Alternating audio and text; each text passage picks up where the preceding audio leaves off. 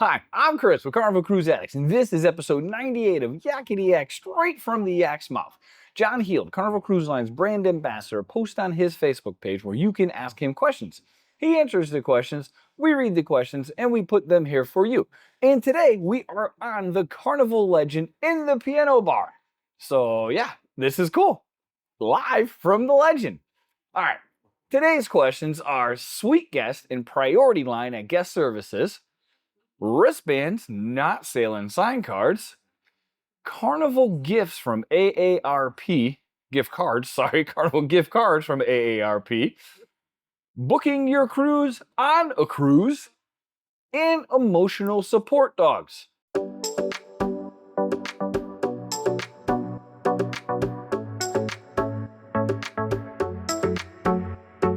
All right, question one. This cruiser wanted to know if suite guests get to use the priority line at guest services like diamonds, platinums, and fasters to the fun get to do.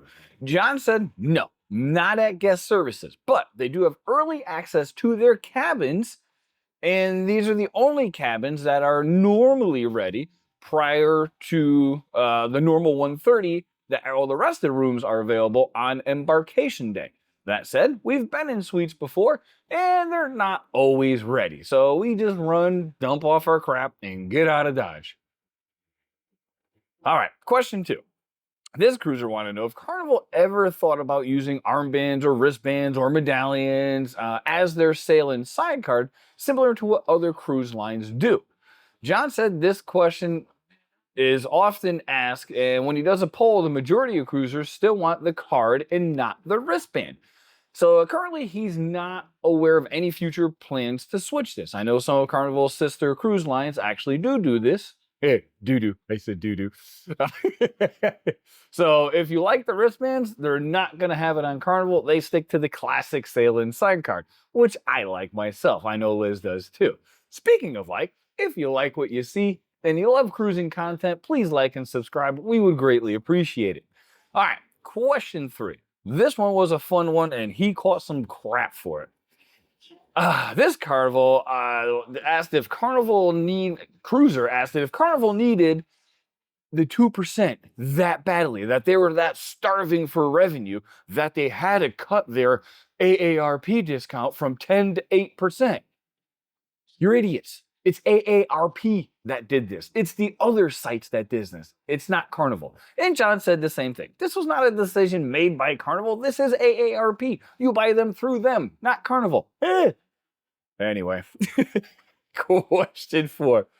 This cruiser wanted to know why doesn't Carnival have a place on board to book your next cruise while you're on board?